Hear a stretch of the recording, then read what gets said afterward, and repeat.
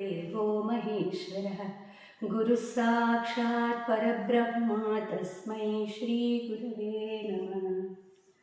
अलंकापुरी पुण्यभूमी पवित्र तिथे नांदतो ज्ञानराजा सुपात्र त्वया आठविता महापुण्यराशी। नमस्कार माझा सद्गुरु ज्ञानेश्वरासी। कृष्णाय वासुदेवाय हरये परमात्मने प्रणतक्लेशनाशाय गोविन्दाय नमो नमः। वसुदेवसुतं देवं कंसचाणूरमर्दनं देवकी परमानन्दं कृष्णं वन्दे जगद्गुरुं। श्रीकृष्णं वन्दे जगद्गुरुं। सर्वांना नमस्कार।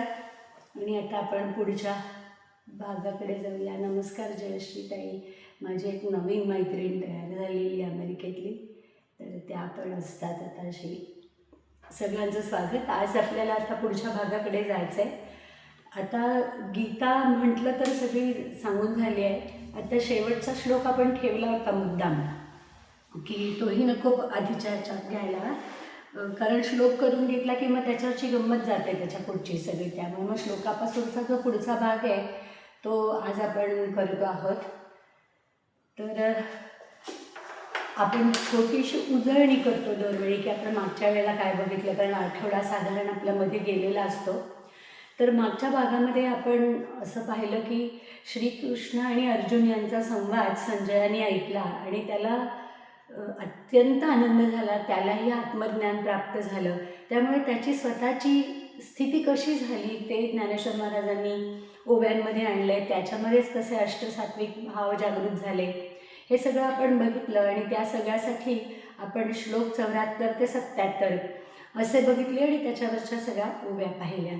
आता आपण ते 74 ते 77 काय बघितलं ते आपण गीताईच्या साह्याने छोटासा आढावा घेऊया, जेणेकरून आपल्याला बरंचसं त्यातलं सगळं आठवेल। संजय असं म्हणतो की असा कृष्णार्जुनांचा हा झाला संवाद अद्भुत, थोरांचा ऐकला तो मी नाचवी रोम रोम जो। त्याला जो आनंद होतो तो त्याच्यात व्यक्त होतोय। आणि व्यास हे त्याचे गुरु आहेत, त्यांच्याबद्दल पण कृतज्ञता अर्थातच तो व्यक्त करतो। व्यासदेवे कृपा केली थोर योग रहस्य हे, मी योगेश्वर कृष्णाच्या मुखे प्रत्यक्ष ऐकिले। हा कृष्णार्जुन संवाद राया अद्भुत पावन, आठवणी मनी फार हर्षतो हर्षतो चिमी। स्मरणी बहुते रूप हरीचे अति अद्भुत, विश्वरूप त्याला आठवतं। राया विस्मित होऊनी नाचतो नाचतो चिमी। कोणालाच नाही मिळालेलं ते सगळं संजयाला सुद्धा व्यासांनी त्याची योजना तिथे केलेली असल्यामुळे संजय सुद्धा त्यातला एक प्राप्तकर्ता असा झालेला आहे। अत्यंत थोर असं त्याच्या भाग्यामध्ये आलेलं आहे। आता हे सगळे जे आपण गीताईत बघितलं तसं त्याच्यावरच्या सगळ्या ओव्या या ज्ञानेश्वर महाराजांनी कशा केल्या होत्या त्या आपण बघितल्या। या सगळ्या आशयाचं म्हणणं म्हणजे मला काय वाटतंय ते संजय सगळं धृतराष्ट्राला सांगतो, पण धृतराष्ट्राला ते कळत नाही की संजयाला एवढा आनंद झाला आहे तो काय झाला आहे। त्याचं त्या आत्मज्ञानामुळे होणारा आनंद हे त्याला समजत नाही आणि त्याच्या मनात एकच गोष्ट असते की युद्धात कोण जिंकेल, आणि त्याचं मन त्याला सांगत असतं पुत्रप्रेमामुळे की दुर्योधनच जिंकेल आणि दुर्योधनाकडे 1.5 सैन्य आहे, मग तुझं म्हणणं काय आहे तेवढं फक्त सांग। असं करून आपण मागच्या वेळेला थांबलो होतो। शेवटची ओवी मागच्या वेळची अशी होती की तो असं म्हणतो धृतराष्ट्र संजयाला, आम्हा तव गमे ऐसे, म्हणजे मला तरी वाटतंय की दुर्योधनाचंच बळ खूप आहे, म्हणजे स्वतःचं सामर्थ्य पण आहे आणि त्याच्याकडे 1.5 सैन्य पण आहे, त्यामुळे तोच जिंकेल। त्यामुळे मला तर असंच वाटतं, आम्हा तव गमे ऐसे मा तुझे ज्योतिष कैसे, पण तुला काय वाटतंय भविष्य तुझं काय आहे ते नेणो ते मला नाही समजत आहे। संजया असे तैसे सांग पा, संजया तुला जे वाटतंय ना की काय होईल पुढे तेच सांग। असं करून ज्ञानेश्वर महाराजांनी दरवेळी पुढचा श्लोक जोडण्यासाठी मधल्या ओव्या केलेल्या आहेत, त्यातली ही ओवी आहे। हा संवाद सगळा आपण मागच्या वेळेला बघितला। आजच्या भागामध्ये आपण काय बघणार आहोत, तर आजच्या भागात ज्ञानेश्वरीमध्ये जे उपमा खूप आहेत, विपुल उपमा आलेल्या आहेत. तर तेच वैशिष्ट्य आज आहे की पुन्हा एकदा ज्ञानेश्वर महाराजांना गीतेबद्दल काय वाटतं, गीतेतल्या श्लोकांबद्दल काय वाटतं, हा एक भाग आपण मुख्य बघणार आहोत. आज अगदी अत्यंत महत्त्वाचं म्हणजे आपण गीतेमधला अंतिम अत्यंत महत्त्वाचा असा गीतेचं आणि महाभारताचं असं सार ज्याच्यामध्ये आहे असा 78वा श्लोक मुख्यतः बघणार आहोत. ह्या 78व्या श्लोकामध्ये तुम्हा सगळ्यांना माहिती आहे, कारण तुम्ही सगळ्याजणी मुख्यतः गीता अभ्यासलेल्या आहात, त्यामुळे त्यातला शेवटचा श्लोक काय आहे हे तुम्हाला आत्ता खरं म्हणजे मी नाही सांगितलं तरी चालेल, पण त्या श्लोकामध्ये जे आहे की श्रीकृष्ण आणि अर्जुन हे जिथे आहेत तिथेच लक्ष्मीसह विजय पण मिळणार, म्हणजे यशस्वी तोच होणार आहे, त्याच्याचबरोबर त्याला वैभव आणि नीतिधर्म हे सगळं तिथेच असणार आहे असं त्यांनी प्रश्न विचारल्यावर संजयाने उत्तर देऊन टाकलेलं आहे, अशा अर्थाचा आजचा श्लोक आहे. आणि मग हा जो अर्थ आहे हा स्पष्ट करणाऱ्या सुरुवातीला आपण काही ज्ञानेश्वर महाराजांनी केलेल्या ओव्या आपण बघणार आहोत. ह्या झाल्या की मग ह्या एका श्लोकाचं काय महत्त्व त्यांना वाटतं ज्ञानेश्वर महाराजांना, हाच एक महत्त्वाचा श्लोक आहे, त्याचं विवरण आणि मग त्याबद्दल त्याचं महत्त्व काय आहे या श्लोकाचं हे सांगून मग एका श्लोकाचं एवढं महत्त्व सांगितलं, मग उरलेल्या श्लोकांचं काय, म्हणून ज्ञानेश्वर महाराज एकंदर सगळे गीतेतले 700 श्लोक कसे आहेत, ते सुद्धा कसे महत्त्वपूर्ण आहेत हे सगळं ते आपल्याला सांगणार आहेत. त्यावरच्या सगळ्या ओव्या आजच्या भागामध्ये आपण बघणार आहोत. आणि उपमांची रेलचेल असलेला असा आजचा हा भाग आहे. ज्यांना साहित्य उत्तम येतं, ज्यांना कल्पना चांगली करता येते, जे सांगितलं आहे ते डोळ्यासमोर आणता येतं, म्हणजे ज्या उपमा दिल्या त्यांना हा आजचा भाग सगळ्यात विशेष करून भावेल, खूप आवडेल असा आहे.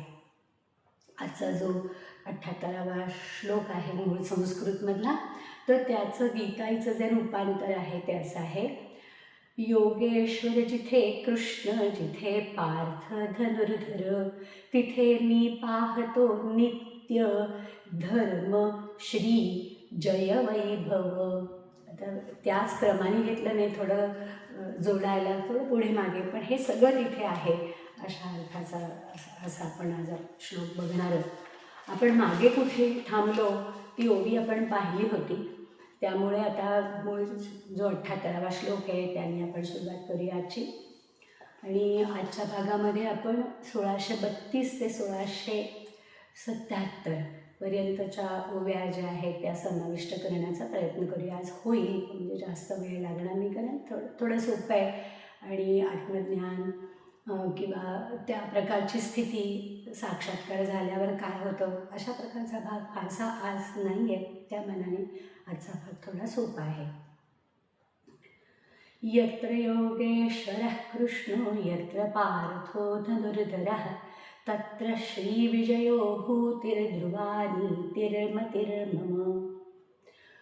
ॐ तत्सदिति श्रीमद्भगवद्गीतासु उपनिषत्सु ब्रह्मविद्यायां योगशास्त्रे श्रीकृष्णार्जुनसंवादे मोक्षसंन्यासयोगो नाम 18ोऽध्यायः. ॐ श्रीकृष्णार्पणमस्तु. अर्थ या श्लोकाचा असा अतिशय सोपा अर्थ आहे, जिकडे पण फार महत्त्वाचा अर्थ आहे. जिकडे योगेश्वर कृष्ण आणि धनुर्धारी अर्जुन असतील तिथे श्री म्हणजे लक्ष्मी, विजय, ऐश्वर आणि नीती निश्चित आहे असा माझा निश्चय आहे, असं संजय सांगतो धृतराष्ट्राला. आणि मग सुरुवात कशाने झाली होती, सुरुवातच अशी झाली होती की धृतराष्ट्र विचारतो की धर्मक्षेत्र कुरुक्षेत्रावर काय चाललं आहे, माझे आणि पंडूचे पुत्र काय करत आहेत, कारण त्याला ते दोनपणा आहेच आहे. आणि मग शेवट पण की आता काय होणार आहे आणि कोणाचा जय होणार आहे. त्यामुळे संजयाला प्रश्न विचारलेला आहे, त्याचं उत्तर संजयाने देऊन इथे गीता पूर्ण होणार आहे. आता याच्यावरची ना एक माझ्याकडच्या मूळच्या प्रतीमध्ये एक ओवी गाळली गेली होती, ती मला कुठे दुसरीकडे सापडली, ती घेतली आहे. तुमच्या प्रतीमध्ये कदाचित असेल. यया बोला संजयो म्हणे, जी येर येळांचे मी नेणे, परी आयुष्य तेथे जिणे हे पुढे ती गा. मग आता जे धृतराष्ट्राने विचारलं की तुझं ज्योतिष काय आहे, तर कोण जिंकेल सांग. तर त्यावर संजयाने, या बोलण्यावर संजयाने असं म्हटलं की तुम्ही जे विचारलं की म्हणजे दुर्योधनाचं 1.5 सैन्य आहे, त्यांचं तर कमी आहे, तर हे कौरव पांडव त्यांचं सैन्य हे जे तुम्ही विचारताय ते मला माहीत नाही सैन्याचं काय आहे ते. पण परी आता इथे एक इथून उदाहरणांना सुरुवात झाली आहे की जिथे आयुष्य आहे तिथे जिणे, म्हणजे ज्याचं आयुष्य आहे शिल्लक, त्याला म्हणजे काळ आला पण वेळ आली नाही असं जे म्हणतात, तसं जीवन आहेच हे जसं स्पष्ट आहे तसं चंद्र तेथे चंद्रिका, शंभू तेथे अंबिका, संत तेथे विवेका असणे ती जी.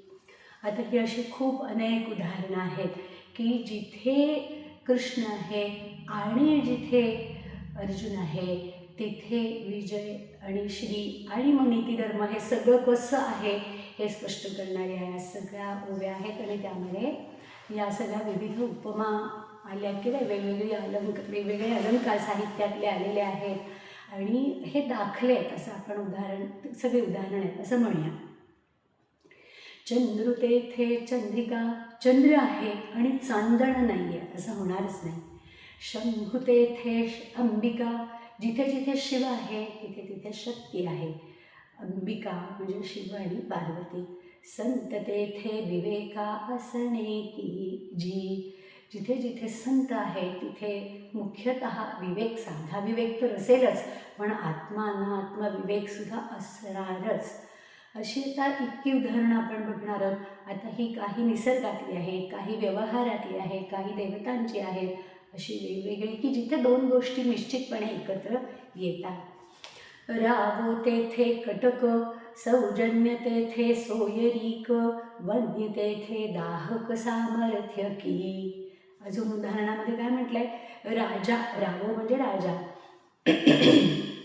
जिथे राजा आहे तिथे कटक म्हणजे सैन्य असणारच, कारण राजाला त्याच्या राज्याचं रक्षण करायचं असतं, त्यामुळे तो काही झालं तरी तो राजा असा तर त्याच्याबरोबर सैन्य आलंच. सौजन्य तेथे सोयरीक, जे सौजन्याने वागतात, चांगलं वागतात, त्यांचे इतरांशी सोयरीक म्हणजे चांगले संबंध असणारच, कारण ते वागतात चांगलं, त्यामुळे माणसं जोडतात. वन्य तेथे दाहक सामर्थ्य की, जिथे अग्नी आहे तिथे ते तापलेलं असणारच, म्हणजे जाळण्याचं सामर्थ्य, जाळण्याची शक्ती ही असणारच. दया तेथे धर्मो, धर्म तेथे सुखागमो, सुखी पुरुषोत्तमो असे जैसा. आता हे आपण जे दैवी गुणसंपत्ती पाहिली त्यातल्या एका संपत्तीतलं उदाहरण दयेचं आलेलं आहे. जिथे दया करुणा हे भाव आहेत तिथे सदाचरण असणार, आणि सदाचरणी मनुष्य असल्याशिवाय तो दया करणार नाही, त्याला करुणा वाटणार नाही. त्यामुळे जिथे दया आहे, जो मनुष्य दया करतो पटकन, तो मग एरवी वाईट वागेल असं नाही, त्याचं एकंदर आचरण हे धर्माचं म्हणजे सदाचरणाचं असेल. धर्म तेथे सुखागमो, जो मनुष्य सदाचरणी आहे तिथे सुखप्राप्ती असणारच आहे आणि खऱ्या सुखाची प्राप्ती आहे, म्हणजे त्याच्यात आपोआपच श्री म्हणजे संपत्ती सकट, म्हणजे जो मनुष्य सदाचरणाने वागतो त्याला तो खूप गरीब असेल असंही नाही, त्याला जेवढं काय आवश्यक आहे ते सगळं त्याला मिळेल, त्यामुळे सर्व सुखाची प्राप्ती त्याला होईल. आणि सुखी पुरुषोत्तमो असे जैसा, असं जे चांगलं सुख आहे, अशा चांगल्या म्हणजे दोन्ही सुख असतात. आता आपण वेगवेगळी सुखं बघितली 3 प्रकारची, सात्विक, राजस आणि तामस. तर मग केवळ विषयोपभोगातलं सुख नाही, सदाचरणी जी माणसं आहेत त्यांना मिळणारं जे सुख आहे त्यामध्ये पावित्र्य आहे. अशा सुखाच्या ठिकाणी पुरुषोत्तमाचा, परमेश्वराचा वास असतो तिथे, अशा सगळी सद्गुण जिथे राहतात तिथे परमेश्वर राहतो. त्या सद्गुणांच्या एकत्रित अस्तित्वामध्ये परमेश्वराचा निवास असतो, अशा अर्थाची ही ओवी आहे. वसंत तेथे वने, वन तेथे सुमने, सुमनी पालिंगने सारंगांची. कितीतरी निसर्गातले असे दाखले आलेले आहेत. वसंत ऋतू आला की वन बहरणारच, वनश्री बहरणार, वन वाढणार. आणि जिथे वनश्री बहरेल तिथे सगळ्या झाडं ही फुलाफळांनी भरून जातील. सुमने म्हणजे फुलं, तर फुलं तिथे येणार. आणि फुलं आली वेगवेगळ्या वासांची, वेगवेगळ्या रंगांची, की तिथे पालिंगन म्हणजे समुदाय, सारंगांचे म्हणजे भ्रमरांचे समुदाय येणारच. हे कसं ठेवलेलं आहे तसं अजून पुढे हे सगळे दाखलेत. गुरुतेथ ज्ञान, ज्ञानी आत्मदर्शन, दर्शनी समाधान आथी जैसे. जिथे हे अध्यात्मातले गुरु आहेत तिथे ज्ञान म्हणजे आत्मज्ञान असणार. आत्मज्ञान जेव्हा गुरूंकडे असतं आणि ते शिष्याला करून देतात तेव्हा ते त्याला आत्मदर्शन करून देतात, म्हणजे आत्मस्वरूपाची प्राप्ती करून देतात. आणि ही आत्मस्वरूपाची प्राप्ती झाली तर होणारं जे समाधान आहे ते असतं ते त्या शिष्याला मिळणारच. भाग्य तेथ विलासू, सुख तेथ उल्लासू, हे असो तेथ प्रकाशू, सूर्य जेथे. जिथे सद्भाग्य सुदैव आहे तिथे आपोआपच काही सुख येणार आणि त्या सुखांचे उपभोग पण येणार. त्याला विलास असं म्हटलं आहे. आणि मग असे सुखांचे उपभोग असतील तिथे उल्हास, आनंद हे असणारच. कारण दुःख असेल तेव्हा मग ते विरुद्ध कसं येणार, काहीतरी मिळालेलं नाही आहे, समाधान नाही आहे. तर अशा वेळेला उल्हास, आनंद असणार नाही. सगळं मिळालेलं आहे तेव्हा मिळणारी जी मनस्थिती असते, असणारी जी मनस्थिती ती वेगळीच आहे. हे असो तेथ प्रकाश सूर्य जेथे. जिथे सूर्य आहे तिथे प्रकाश असणारच, यात काही शंका आहे का? अजिबात नाही. या दोन गोष्टी एकत्रच जाणार. तैसे सकल पुरुषार्थ, जेणे स्वामी कासनाथ, तो श्रीकृष्ण रावो जेथ, तेथ लक्ष्मी. आता ह्या उत्तराकडे आला तो की म्हणजे तो श्रीकृष्ण रावो जेथ तेथ लक्ष्मी करून अजून पुढे येणार आहे. म्हणजे श्रीकृष्ण जिथे आहे तिथे हे सगळं आहे, श्रीकृष्ण जिथे आहे तिथे ही वरची सगळी उदाहरणं आली आहेत, ते सगळं आहे. तर श्रीकृष्ण जिथे आहे तिथे सकल पुरुषार्थ हे सहज सुलभ होतात. कारण त्या स्वामीमुळे, त्या परमेश्वरामुळे, ईश्वरामुळे ते सकल पुरुषार्थ सनाथ होतात. आणि जेणे म्हणजे ज्या स्वामीमुळे, म्हणजे ज्या श्रीकृष्णामुळे सगळे पुरुषार्थ कोणते? धर्म म्हणजे 4 पुरुषार्थ, धर्म, अर्थ, काम आणि मोक्ष.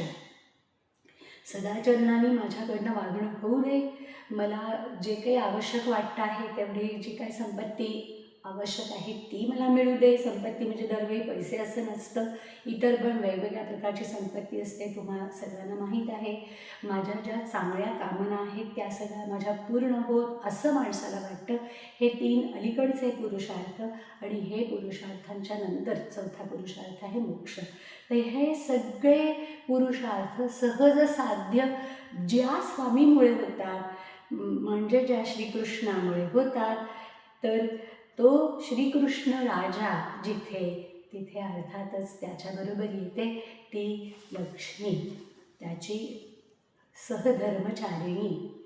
आणि आपुले निकांतेसी, ते जगदंबा जया पासी, आणि मादिकी कायदासी नवती तया ते.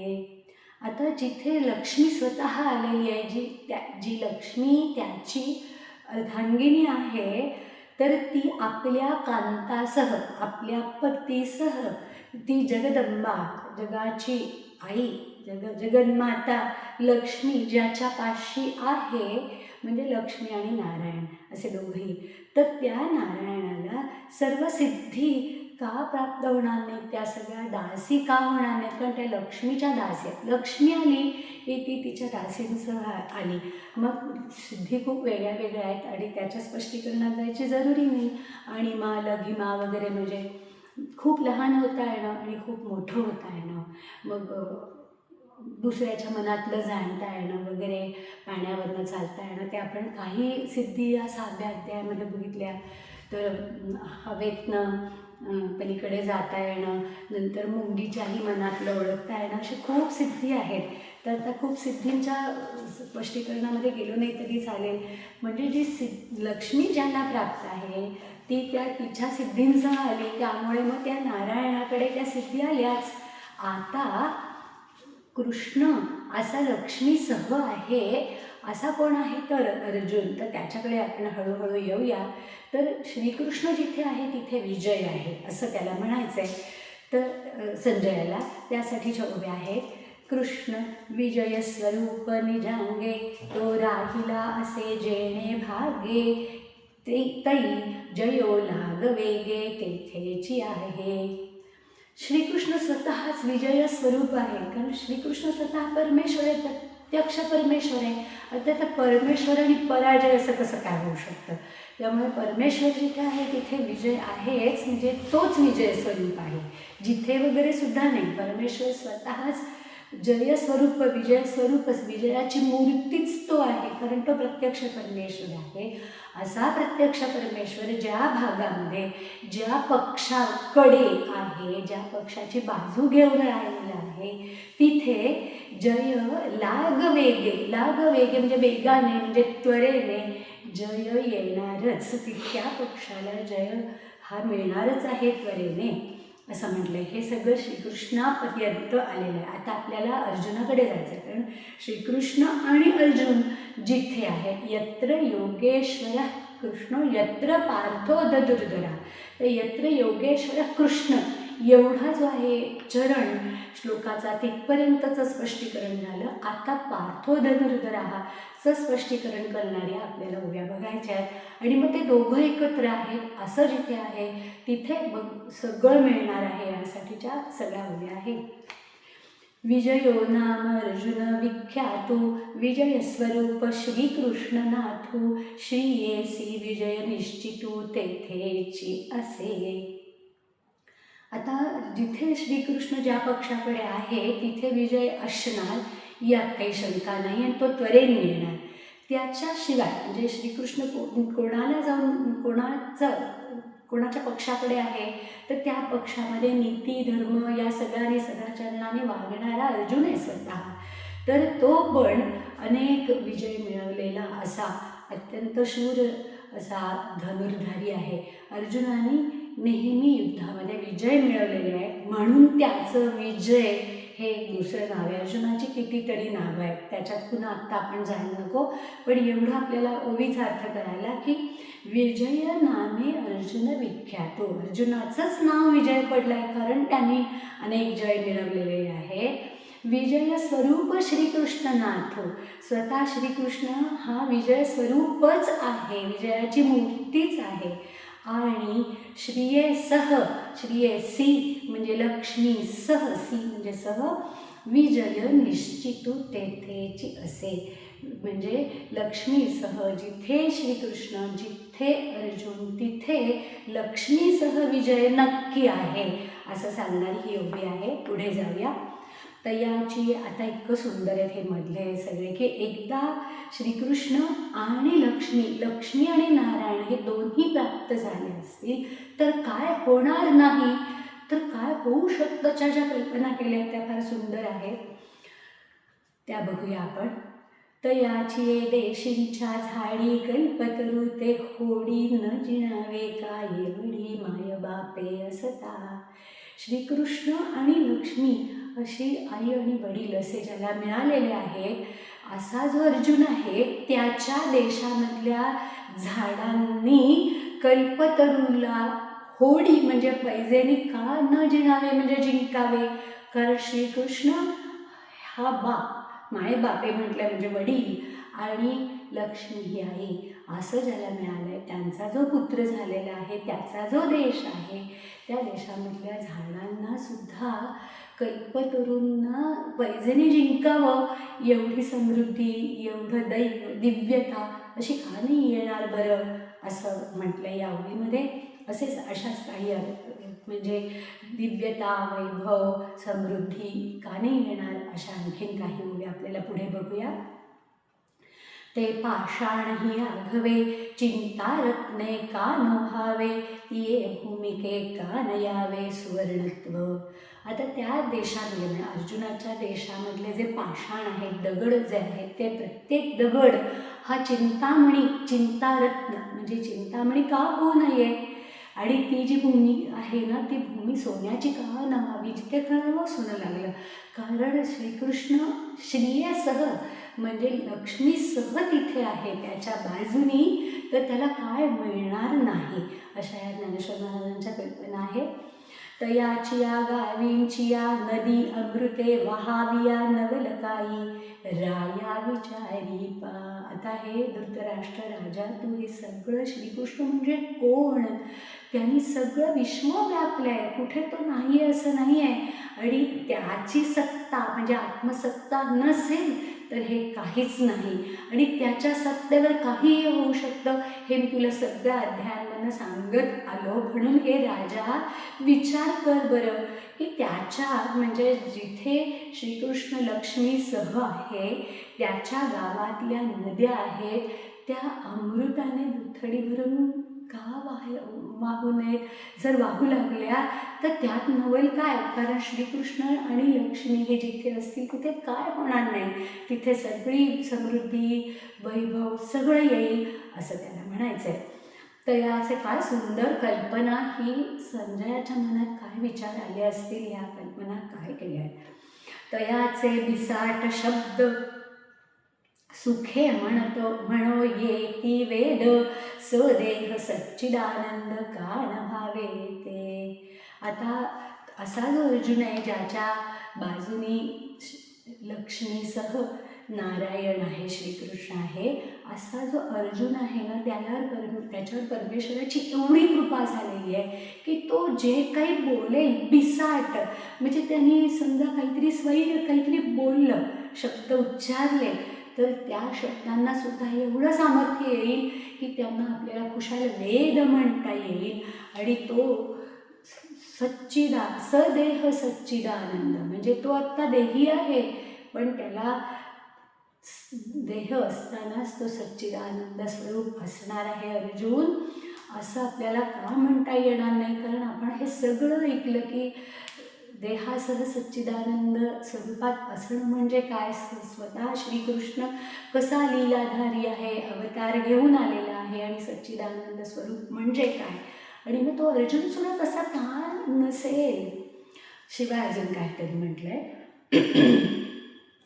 पै स्वर्गापवर्ग दोन्ही ये पदे जया अधीनी, तो श्रीकृष्ण बाप जननी कमळा जया. ज्याच्या अधीन, ज्याच्या ताब्यात, नियंत्रणात दोन्ही गोष्टी आहेत, स्वर्ग मिळणं, अपवर्ग म्हणजे मोक्ष मिळणं. स्वर्ग आणि मोक्ष हे ज्याच्या अधीन आहेत, तो श्रीकृष्ण ज्याचा बाप आहे, ज्याचे वडील आहेत, आणि कमळा म्हणजे लक्ष्मी, जननी म्हणजे ज्याची आई आहे. म्हणून आता इथे 46 आणि 47 क्रियापद पूर्ण होणार.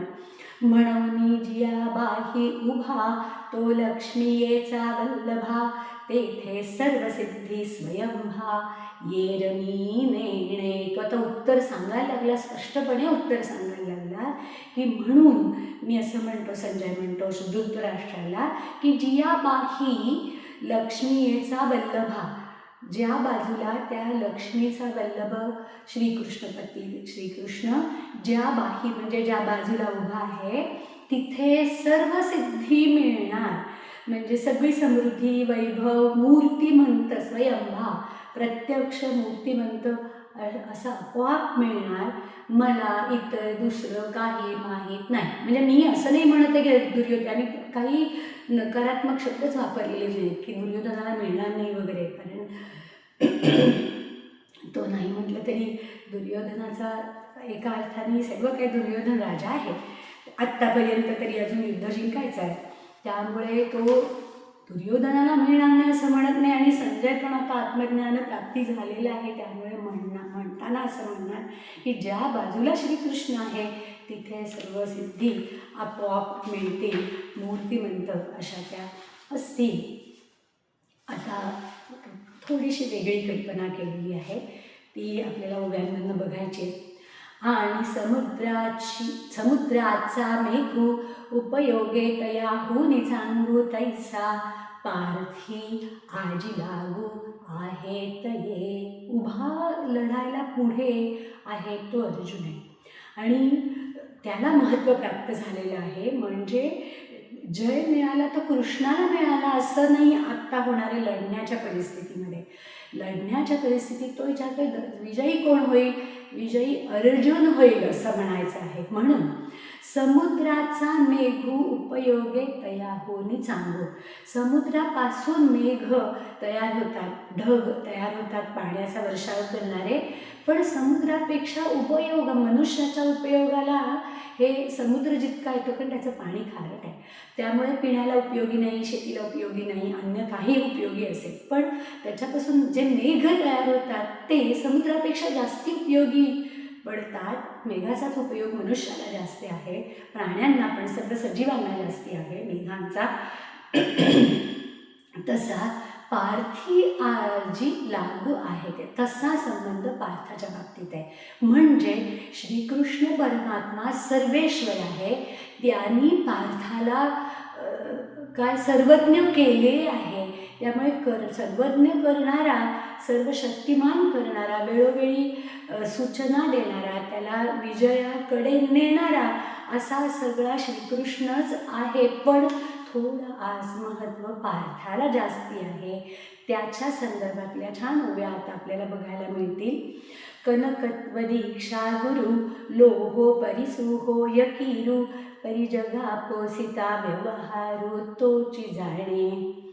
कनकत्व म्हणजे कनकत्वाची म्हणजे सोनेपणाची, सुवर्णपणाची, दीक्षा म्हणजे सुवर्णपण आणून देणारा, गुरु कोण बरं तर लोहाला, कुणाला लोखंडाला सोनं करणार, कसं आपण सोनं होऊया याची दीक्षा देणारा गुरु हा परीस आहे. पण जगामध्ये परीस जास्त चालतो का सुवर्ण जास्त चालतं तर सुवर्ण जास्त चालतं. म्हणजे त्या गुरुने त्या शिष्याला जे केलं तर तो शिष्यच पुढे येतो असं त्यांना म्हणायचं आहे. जगा पोसिता व्यवहारू तोची जाणे. परिसाचं खूप महत्त्व नाही आहे, सुवर्णाचं महत्त्व आहे. ज्या लोखंडाला सुवर्ण केलं, तसा जो अर्जुन देहभूमिकेवर होता, त्या देहभूमिकेवरच्या अर्जुनाला सर्वज्ञ केलं, आत्मज्ञान दिलं, आत्मस्वरूप करून ठेवलं आणि श्रीकृष्णाच्या तोडीला बरोबरीला आणलं. असा जो पार्थ आहे, त्या पार्थाला आज इथे युद्धाच्या ठिकाणी श्रीकृष्णापेक्षा काकणभर जास्ती महत्त्व आहे. आता परत आता मीच म्हणाले म्हणताना की त्याच्यापेक्षा जास्ती महत्त्व, तर ते तसं लोकांच्या मनात येईलच. यासाठी पुढची परत एक ओवी आलेली आहे, ती अशी आहे. येथ गुरुत्वा येतसे उणे ऐसे झणे कोणी म्हणे वन्ही प्रकाश दीपपणे प्रकाशिया पुन्हा. तर असं म्हणू नका की श्रीकृष्णाला उणं येत आहे आणि पार्थाला मोठेपणा येतो आहे. तर झणे म्हणजे कोणाला वाटेल कदाचित, पण तसं वाटू देऊ नका. एवढा सगळा त्या झणेमध्ये अर्थ असतो. आपण वेळोवेळी झणेचा अर्थ बघितलेला आहे, खूप वेळा झणे हा शब्द येऊन गेला आहे. तर इथे गुरुत्वाला काही कमीपणा येतो असं कदाचित कोणाच्या मनामध्ये येईल, कोणीतरी म्हणेल, पण तसं म्हणू नका. आता त्यासाठी उदाहरण दिलं आहे की अग्नी जो आहे तो प्रकाश दीपपणे प्रकाशी आपला, दिव्याची जी ज्योत असते त्या ज्योतीमुळे अंधारामध्ये उजेड येतो. तर तो अग्नी केवढा आहे, मूळ अग्नीचं स्वरूप माहीत नाही, तो कितीतरी मोठा असेल, पण तो ती ज्योत करून ठेवतो आणि अंधार त्यामुळे नाहीसा होतो. तर आपला प्रकाश हा वन्ही त्या ज्योतीतनं प्रकाशित करतो, देतो. तैसा देवाची या शक्ती पार्थू देवासीची बहुती परिमाने ये स्तुती गौरव असे. किंचित मला ह्या ओळीचा अर्थ लावायला वेळ लागला, पण 2-4 बघितले कोणी कसा लावला आहे आणि मग मला पटलाय तो मी तुम्हाला सांगते की देवाच्या शक्तीने बनलेला पार्थ आहे. म्हणजे अग्नी आणि ती ज्योत तर आधी तोपर्यंत वातच होतं अर्जुन, पण देवाची शक्ती मिळाली आणि तो प्रकाश स्वरूप झाला. अग्नी पण प्रकाश स्वरूप आहे आणि अर्जुन पण प्रकाश स्वरूप झालेला आहे. असा तो पार्थ देवाच्या शक्तीमुळे बनला आहे. काय होतं आहे की देवापेक्षा देवासीची बहुती परिमाने, देवाच्या पेक्षा अधिक, बहुती म्हणजे अधिक परीने, काही परीने थोडा जास्ती वाटू लागला आहे. मानला जातोय असं काहीसं इथे वाटतंय. पण म्हणजे पुन्हा इथे जर समजा कॉमा केला मानेला तर ये स्तुती गौरव असे. पण अशी जर भक्ताची स्तुती केली तर तो हे म्हणजे देवाला पण ते गौरवास्पद वाटतं, असा सगळा ह्या ओवीचा अर्थ मला वाटलेला आहे. आणि कारण तशीच ओवी पुढे आली आहे बघा की आणि पुत्रे मी सर्व गुणी, का पुत्र मी कधी ती लिहिते ना तर मात्रा नीट लक्षात येत नाही, पुत्रे आहे. पुत्रे मी सर्व गुणी जिणावा हे बापाशी राणी, तरी ते शारंग माणी फळा आली. वडिलांना नेहमी वाटतं की आपला मुलगा आहे हा आपल्यापेक्षा पुढे जावा, त्यामुळे पुत्राकडून मी सर्व गुणांमध्ये जिंकलो जावे. तर असं बापाला शिराणी म्हणजे बापाची इच्छा असते, बापाची आवड असते. बापाला वाटतं की मुलगा सगळा आणि मदत पण करतो मुलाला मोठं होताना, की जितकं त्याला त्याचे गुण वाढतील तर वडील हे मदत करत असतात. तसं श्रीकृष्णाचा जणू काही अर्जुन हा शिष्य म्हणजे मुलगाच, आणि मग ती जी त्याची इच्छा असते की आपला शिष्यसुद्धा आपल्या पुढेच जावा, तर ती जी इच्छा आहे ती श्रीकृष्णाची शारंग पाणीची जी इच्छा आहे ती इच्छा फळास आली. कारण अर्जुन हा सर्व गुणसंपन्न झाला, देहभूमिकेवरून आत्मभूमिकेवर आला. त्याला काय करायचे ते कळलं, त्याचा स्वधर्म त्याच्या मनामध्ये स्वच्छ लक्ष प्रकाशित झाला आणि आता तो म्हणाला आहे की तू सांगतोस तसं मी करीन, म्हणजे मी युद्ध करणार आहे. हे सगळं तो म्हणाला आहे. त्यामुळे जी इच्छा होती, ज्यासाठी गीता सांगायला घेतली, ते सगळं अर्जुनामध्ये पोहोचलं. हे सगळं बघून श्रीकृष्णाला, शारंग पाणीला अत्यंत समाधान, आनंद झालेला आहे. किंबहुना ऐसा नृपा पार्थ झालासे कृष्ण कृपा, तो जयाकडे साक्षेपारीती आहे. आता याही ओवीचा ना काही जणांनी अर्जुन आणि कृष्ण असा थोडा वेगळा अर्थ घेतला आहे. मला कृष्ण असा दुसऱ्या पुढच्या 3-4 चरणाचा अर्थ वाटतं, सांगते. किंबहुना ऐसा नृपा, किंबहुना हे धृतराष्ट्र राजा नृपा, पार्थू म्हणजे अर्जुन कृष्ण कृपांकित अशा रीतीने झालेला आहे. म्हणजे इतकं की माझी सगळी इच्छा या अर्जुनाने फळास आणली, मुलगा आपल्या पुढे जावा असं वाटतंय. तसं अर्जुनाला सर्व समजलेलं आहे आणि अर्जुन आता पुढे जाणार अशी खात्री त्याला झालेली आहे. अशा दृष्टीने कृष्णाची कृपा ज्याच्यावर झाली आहे, म्हणजे कृष्ण कृपांकित असा पार्थू झालेला आहे. असा कृष्ण, आता काही जणांनी तो म्हणजे अर्जुन असं घेतलं आहे, तो म्हणजे कृष्ण असं काही जणांनी घेतलं. मी 3-4 वेगळे बघितले माझ्याकडे जेवढे आहेत ते, तर मला असं वाटतं की तो म्हणजे कृष्ण जयाकडे, म्हणजे ज्या पक्षाकडे अर्जुन ज्या पक्षामध्ये आहे त्या पक्षामध्ये साक्षेपारीती आहे. म्हणजे कोणी त्याचा अर्थ जाणून बुजून विचारपूर्वक लक्षपूर्वक असं आहे, असं केलं आहे. साक्षेप याचा अर्थ आहे बळकट निष्ठा किंवा सारासार विवेक.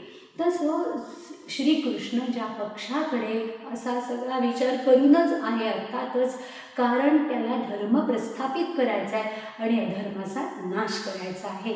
तर असा कृष्ण ज्या पक्षाकडे आहे तोची गा विजयासी ठावो, येथ तुझ कोण संदेहो, तेथ न ये तरी वावो विजयोची होय. तर तोच पक्ष विजयाचं ठिकाण आहे असं परत संजय सगळं सांगतो राजाला. राजा हा श्रीकृष्ण ज्या पक्षाकडे आहे तो पक्ष, आणि ज्या ज्या पक्षाकडे हे सगळं आहे की धर्म अधिक धर्माने वागलेले आहे, सदाचरण आहे, आणि मग तशाच प्रकारचे ची संपत्ती जी काय असेल ती, आणि तशाच प्रकारचं च्या इच्छा, असं सगळं पुरुषार्थ आधीचे 3 ज्या पक्षाकडे आहे ते तो पक्षच विजयाचं ठिकाण आहे. तुला इथे काय शंका आहे? शिवाय तिथे लक्ष्मीसह श्रीकृष्ण आहे. जर तिथे विजय आला नाही, तेथ न ये तरी वावो विजयोची होईल. वाव म्हणजे व्यर्थ होईल, खोटा होईल. जर त्या पक्षाला विजय मिळाला नाही तर विजयच निरर्थक ठरेल, विजयच खोटा ठरेल, हे तू लक्षात घे, असं संजय धृतराष्ट्र राजाला सांगतो. परत एकदा सांगतो, म्हणून जेथ श्री तेथे श्रीमंतू, जेथ तो पंडूचा सुतू, तेथ विजय समजतू अभ्युदयो तेथ. म्हणून जिथे श्री म्हणजे लक्ष्मी, जिथे श्रीमंत म्हणजे जिथे लक्ष्मीवंत असा नारायण श्रीकृष्ण, ती जिथे, आता इथे कॉमा म्हणजे ते दोघं आहेतच, शिवाय तो ज्याच्याकडे आहे असा तो पंडूचा असं अर्जुन जिथे आहे तिथे विजय असणारच. आणि नुसता विजय नाही, समस्त अभ्युदय, सर्व प्रकारच्या गोष्टींची भरभराट तिथे होणार. धन, सुखसंपत्ती, सद्गुण हे सगळं तिथे असणार. या अभ्युदयासह तिथे भरभराट असेल या सर्व गोष्टींची, अर्थात सात्विक गोष्टींची, हे तो त्याला सांगतो. जरी आता त्याला खात्री करायला की मी सांगतोय म्हणून नाही, ऐक, म्हणजे त्याला कदाचित वाईट वाटेल, तर जरी व्यासाचे निसाचे धीरे मन तुमचे, तरी या बोलाचे ध्रुवची माना. वाईट वाटून घेऊ नका, पण तुमचा जर खरं व्यासांच्या बोलण्यावर जर तुमचा खरा विश्वास असेल, त्यामुळे तुम्हाला धैर्य वाटत असेल, कारण असं वाटताना म्हणजे तो सांगतोय की श्रीकृष्णाच्या पार्थाच्या बाजूला पार्थाचाच विजय होणार, हे ऐकताना जो पुत्र स्नेहाने मोहित आहे त्याला किती कसा आतमध्ये वाटत असेल ते संजयानी म्हणजे ज्ञानेश्वर महाराजांनी कल्पना करून की तुमचं धैर्य हे निदान कशाने येईल की आपला कुठेतरी अढळ विश्वास असतो तुमचा व्यासांवर असेल की हे व्यास अत्यंत श्रेष्ठ बुद्धिमान आहे, ते सांगतील ते खरं होणार. तर ह्या माझे जे गुरु व्यास आहेत या व्यासांच्या बोलण्यावर तुमचा साच म्हणजे खरा विश्वास असेल, धीरे म्हणजे त्यांनी तुम्हाला धैर्य तुमचं मन धीर धरत असेल, धीरे मन तुमचे, तरी या बोलाचे ध्रुवची माना. मग मी जे सांगतोय ना ते तुम्ही खरं माना, तेच खरं आहे. म्हणजे संजयानी आणि ज्ञानेश्वरांनी कल्पना केली की त्यांना थोडं वाईट वाटत असेल आतमध्ये, पण मग कशावर तरी अढळ विश्वास ठेवून हो हे असंच होणार आहे असं तुम्ही माना, असं तो या ओळीमध्ये सांगतो. जेथ तो श्रीवल्लभू, जेथ भक्त कदंबू, जे तेथ सुख आणि लाभू मंगळाचा. जिथे तो श्रीवल्लभ श्रीकांत श्रीकृष्ण आहे, जिथे भक्त कदंब, कदंब याचा अर्थ समुदाय असा पण आहे, पण कदंब याचा अर्थ परमप्रिय असा पण आहे. तर असा परमप्रिय असा अर्थ इथे जास्त लागतो, म्हणून परमप्रिय भक्त अर्जुन जिथे आहे तिथे सुख आणि मंगळाचा लाभ म्हणजे सगळं चांगलं जे आहे, मंगल जे आहे ते सगळं म्हणजे सगळ्या प्रकारच्या कल्याणाची प्राप्ती. आता इथे काय आहे की आता सगळं वेळोवेळी जरा गडबडीत सांगायचं राहिलं की लक्ष्मी येऊन गेलं. श्री म्हणजे यत्र योगेश्वरः कृष्ण तत् यत्र पार्थो धनुर्धरा तत्र श्री विजयो भूती आणि ध्रुवा नीती. त्यामुळे भूती म्हणजे वैभव, तर ते सगळं वैभवाचं समृद्धीचं मध्ये येऊन गेलं, अभ्युदय सगळ्याचा.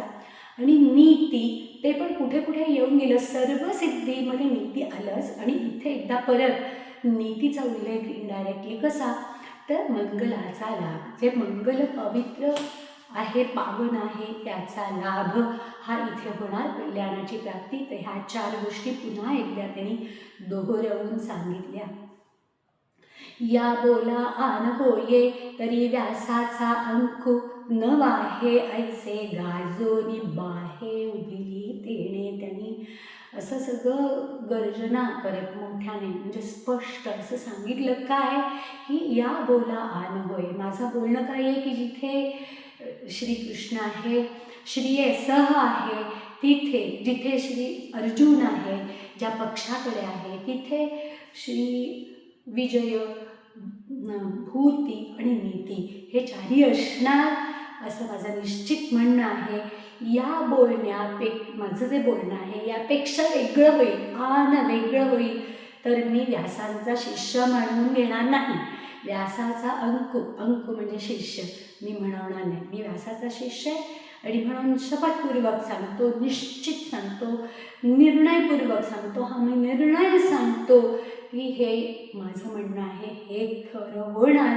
आणि मग आता असं सांगताना एकदा हात पण त्याने असे उभारले की हा माझा निश्चित निर्णय आहे आणि तुला वाईट वाटू नये म्हणून आधी उभी येऊन गेली, पण मग मला निश्चयाने हेच सांगायचं आहे असं करून त्याला तो ठामपणाने सांगायचा आहे. तेव्हा त्यांनी आपले हात म्हणजे बाहू उभारून हे मोठ्याने त्याने सांगितलं. इथे श्रीकृष्ण आणि अर्जुन यांच्यातला संवादाचा समारोप संजयाने धृतराष्ट्राबरोबर कसा केला, धृतराष्ट्राने काय विचारलं आणि संजयाने काय सांगितलं, इथेपर्यंतचा सगळा भाग झाला. आता ज्ञानेश्वर महाराजांना पुढे ही जी ज्ञानेश्वरी केली आहे ही सगळी आता त्यांना समारोपाकडे आणायची आहे. त्या भागाला आता सुरुवात होते. त्यामुळे आता धृतराष्ट्र, संजय, श्रीकृष्ण, अर्जुन यांचे संवाद हे आता आपल्याला इथून पुढे काहीच बघायला, ऐकायला. माझा ना थोडा मोबाईल लांब राहिला होता, मी घेतला जवळ. तर आता आपल्याला ते काही नाही ऐकायला मिळणार. आता ज्ञानेश्वर महाराजांनी ज्ञानेश्वरीचा समारोप कसा केला आहे या भागाकडे आपल्याला यायचं आहे.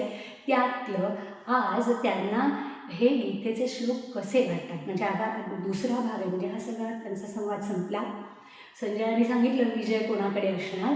आता आपण येणार ह्या मुद्द्याकडे की हा श्लोक कसा महत्त्वाचा, आणि मग त्याच्यानंतर आपलं अजून थोडं राहिलं आहे, पण हे होईल, याला खूप अवघड नाही आहे, 10 मिनटं आहेत आपली.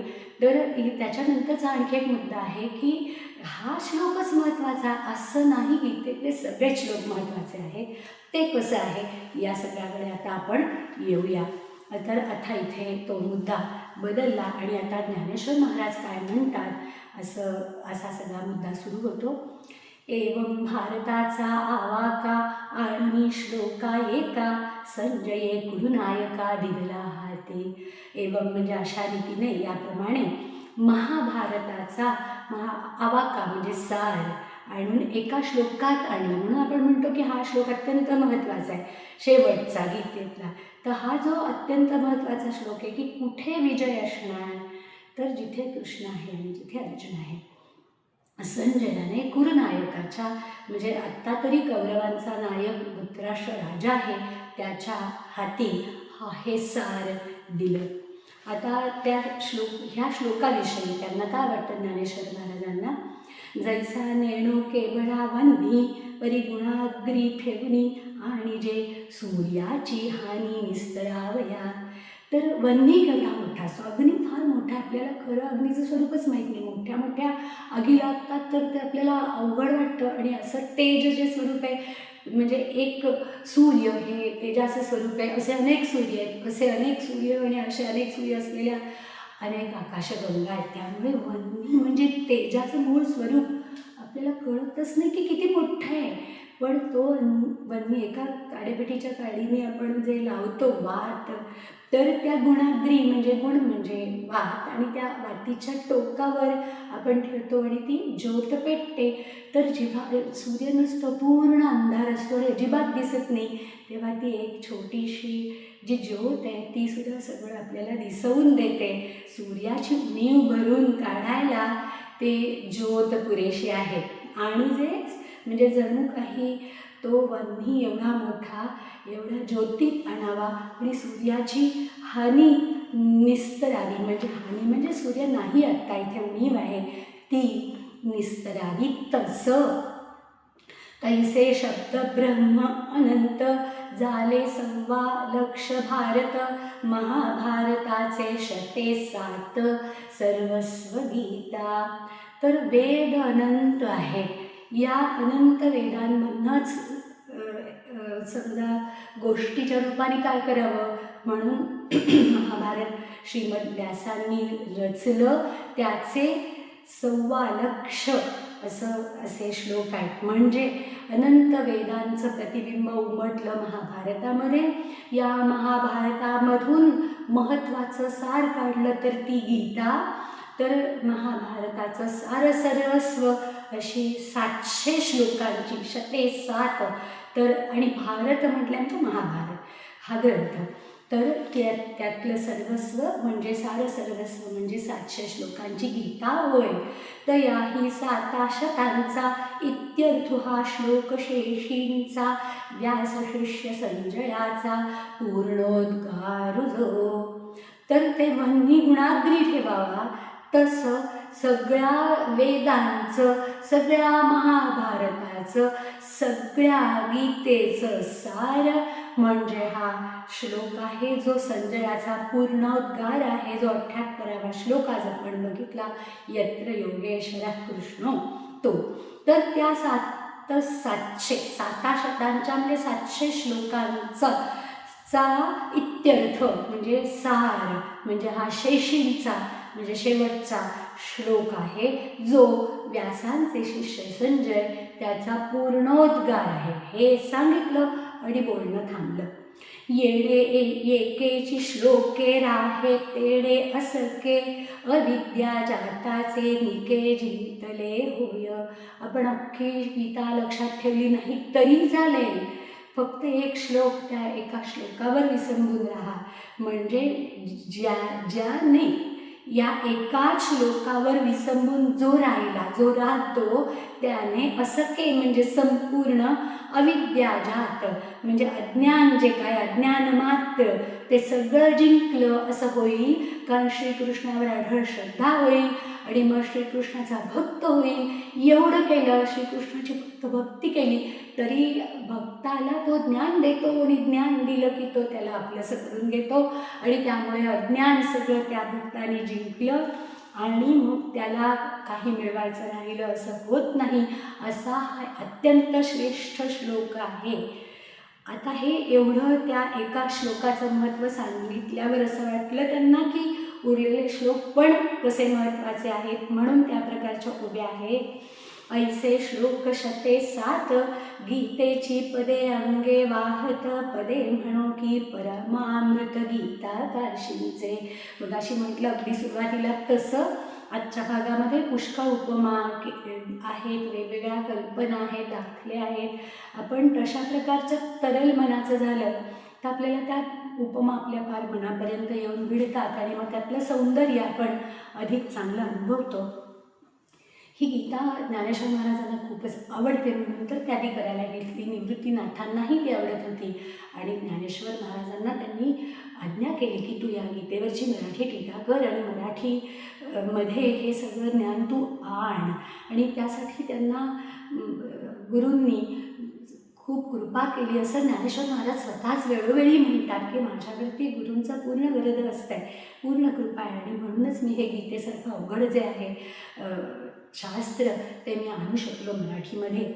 तर त्यामुळे पुन्हा एकदा ज्ञानेश्वर महाराज ह्या गीतेबद्दल आणि गीतेतले श्लोक मला कसे वाटतात याबद्दल बोलतात आणि ते म्हणतात की ऐसे श्लोक 7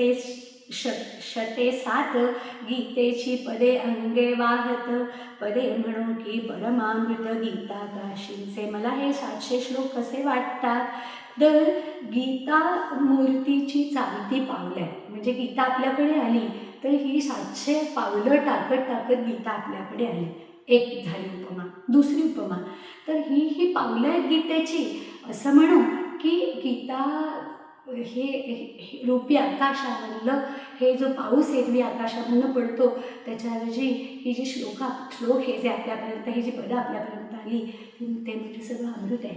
गीता रूपी आकाशातलं परमामृत आहे असं म्हटलं आहे. म्हणजे किती त्याने कल्पना केल्या बघा आणि त्या आपल्या आतपर्यंत गेल्या तर आपल्याला ते आणखीन छान वाटेल की आत्मराजाची ये सभे गीते बोडवले हे थांबे मज श्लोक प्रतिभे ऐसे येत. आता स्वतः ज्ञानेश्वर महाराज म्हणतात की मला हे श्लोक कसे वाटतात, माझ्या प्रतिभेला, माझ्या मनामध्ये, माझ्या अनुभवाला, प्रतिभा याचा अर्थ की मला दृश्य प्रतिमा त्याची कशी वाटते.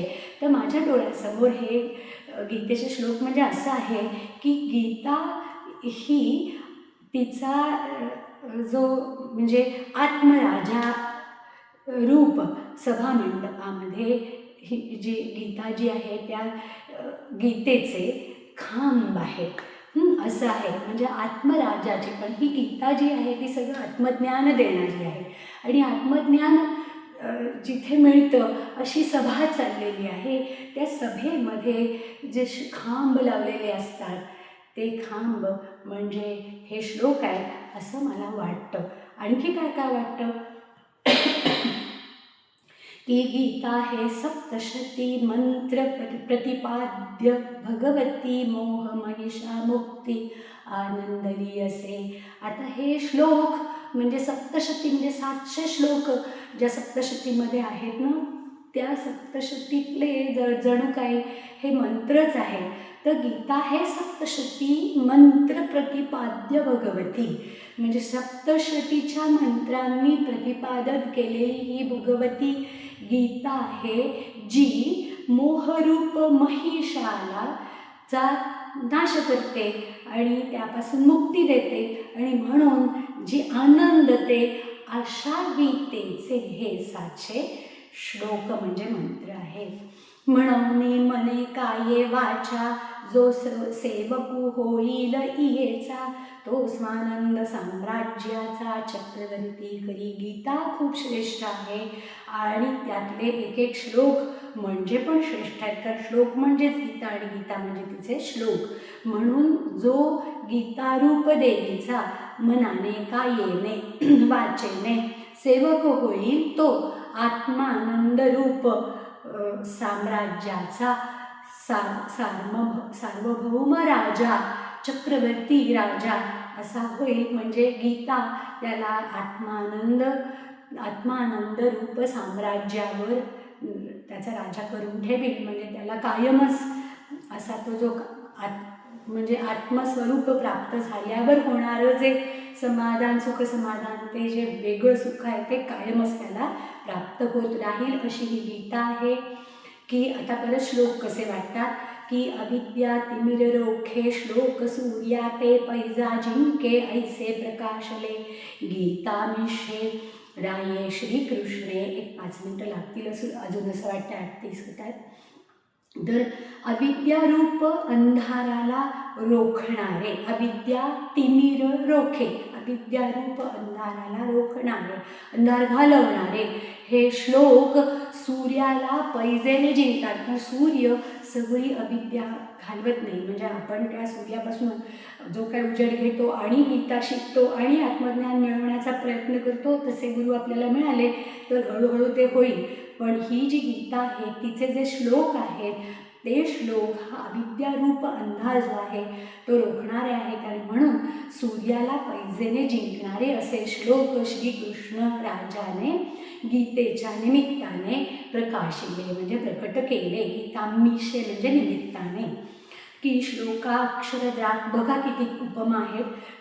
श्लोकाक्षर द्राक्षलता मांडव झाली आहे गीता संसार पथ शांता विसवावया. खालच्या जे 2 चरण आहेत ते पहिल्यांदा घेऊया. संसाराच्या मार्गावर चालून थकलेल्यांना विश्रांतीसाठी संसार पथावर चालून श्रांत म्हणजे दमलेले आहेत त्यांना विश्रांती मिळावी विसावा घ्यायला मिळावा म्हणून जणू काही हे जे श्लोक आहेत ते म्हणजे आणि त्यातली अक्षरं जी आहेत ती म्हणजे द्राक्षांची वेल आहे जिच्या खाली बसलं तर शांत वाटेल. अशी जी गीता जी आहे ते जे श्लोक आहेत ते म्हणजे द्राक्षांची वेल आहे सगळीकडे, तिचे पानं आणि फुलं आणि फळं, द्राक्ष, अशी जी सगळे श्लोक आहेत, तर श्लोकांच्या अक्षररूपी द्राक्षवेलींचा गीता ही मांडव झाली आहे, असं अजून एक कल्पना आहे. अजून एक कल्पना आहे आणि ती कल्पना फक्त श्लोकांची नाही, अर्थात श्लोक आणि गीता दोन्ही एकच असल्यामुळे श्लोकांनाही काही उपमा आहेत आणि एकंदर उपमा गीतेला आहे.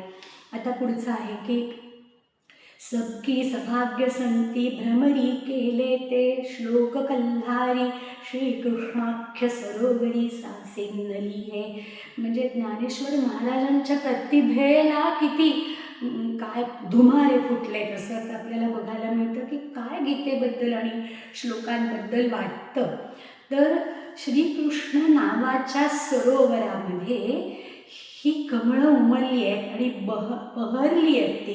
तर हे श्लोक म्हणजे काय, तर सभाग्य संती भ्रमरी, तर जे भाग्यवान संत आहे, तर भाग्यवान संतरूपी भ्रमरांनी केले ज्याचे सेवन त्या कमळांचे, कल्हार म्हणजे कमळ, तर ज्या श्लोकरूपी कमळांचं सेवन भाग्यवान संतांनी केलं, त्या श्लोकरूपी कमळांनी बहरलेली श्रीकृष्ण नावाची ही गीता आहे. आणि त्या श्रीकृष्ण नामक गीतेमध्ये ही सगळी ही, कारण श्रीकृष्णांनी केलेली गीता आहे, त्याच्यामध्ये हे सगळे श्लोक बहरायला आलेले आहेत. अशी बहरली आहे सासिन्नली कमळं, सगळी श्लोकरूपी कमळं बहरली आहेत.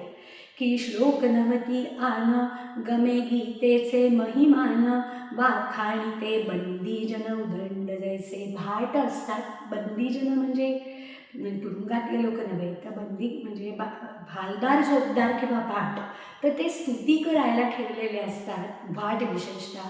तर श्लोक नाही आहेत हे, तर दुसरे कोणी नसून गीतेचे महिमान वाखाणिते, गीतेचं महिमा सांगणारे हे भाटच आहेत असं मला वाटतं. असं परत एका श्लोकांबद्दल पुन्हा एकदा असं काही म्हटलेलं आहे. अजून एक म्हटलं आहे की श्लोकांची या आवारा 7 शते करुणी सुंदरा, सर्वागम गीता पुरा बसो आले. तर श्लोकांचा सुंदर आवार करून, श्लोकांचा सुंदर तट केला आहे. किती श्लोकांचा केला आहे, 700 श्लोकांचा तट केला आहे, सुंदर तट केला आहे. आणि त्या तटामध्ये काय आहे ते, ज्याला हा तट केला आहे ती आतमध्ये जी आहे ती गीता. तर श्लोक म्हणजे गीता, त्याच्यापासून मिळणारा अर्थ म्हणजे गीता आहे. तर हा सगळा तट करून आतमध्ये जे आहे ते गीतारूपी नगर आहे.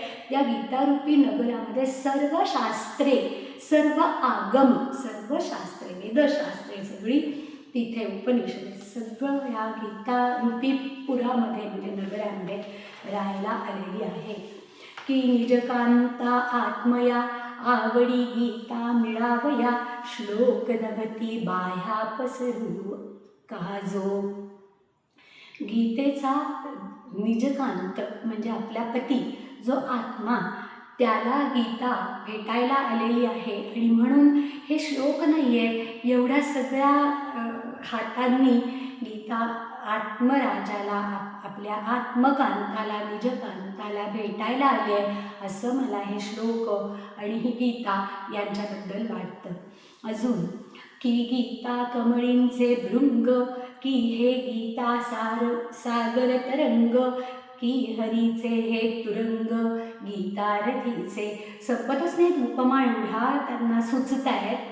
गीतेतले श्लोक म्हणजे गीतारूपी कमळातले हे भृंग आहेत सगळे 700, किंवा हे गीतारूपी सागरावरचे हे 700 तरंग आहे, किंवा गीतारूपी हरीचा जो रथ आहे त्याचे हे घोडे आहेत की जे गीता पुढे नेतात, गीतारूपी रथ. की श्लोक सर्व तीर्थ संघातो, आला श्री गीते गंगे आतो, जे अर्जुन नरसिंहस्थू झाला म्हणून. सिंहस्थावर वरती जास्त नको स्पष्टीकरण करायला म्हणून आपल्या ग्रुपमध्ये सिंहस्थ म्हणजे काय थोडं पाठवलं तर सिंहस्थ म्हणजे गुरु सिंह राशीमध्ये येतो आणि ही गुरुग्रहाची विशेष स्थिती असते आणि विशेष करून ज्यांना आध्यात्मिक प्रगती करून घ्यायची आहे त्यांच्या दृष्टीने हा फार विशेष पावन काळ पर्वणी असं मानलं जातं. तर अर्जुन हा असा पावन काळ उपलब्ध झाल्यामुळे समोर आलेला आहे असं वाटून ज्ञानेश्वर महाराजांना वाटतं की श्लोक सर्व तीर्थ श्लोक म्हणजे सर्व तीर्थांचा समुदाय गीता रूप गंगेमध्ये श्री गीता रूप गंगेमध्ये या सगळी तीर्थ आलेली आहेत आणि मग त्या तीर्थात न्हावून घ्या.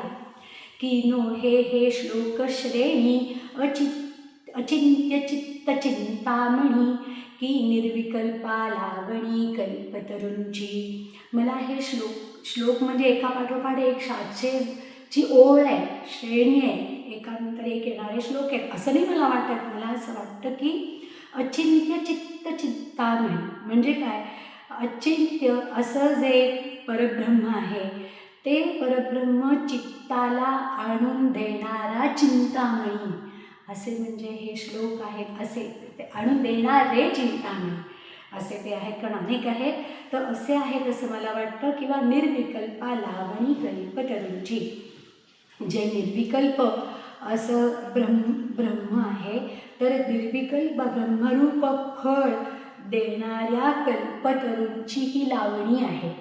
तर ते दुसरं काही देणार नाही आहे, दुसरं आपोआप मिळेल वाटलंच तर, पण मुख्य ते आत्मज्ञान होईल आणि आत्मस्वरूपाची प्राप्ती होईल.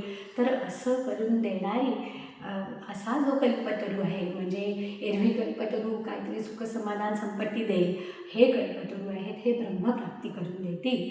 ऐसिया शते 7 श्लोका परी आगळा एका आता कोण वेगळिका वाना बापा. असे हे सगळे 700 श्लोक आहे आणि या 700 श्लोकांमध्ये प्रत्येक श्लोक अर्थातच एकमेकांपासून वेगळा आहे, आगळा एका, पण प्रत्येक श्लोकाला महत्त्व आहे.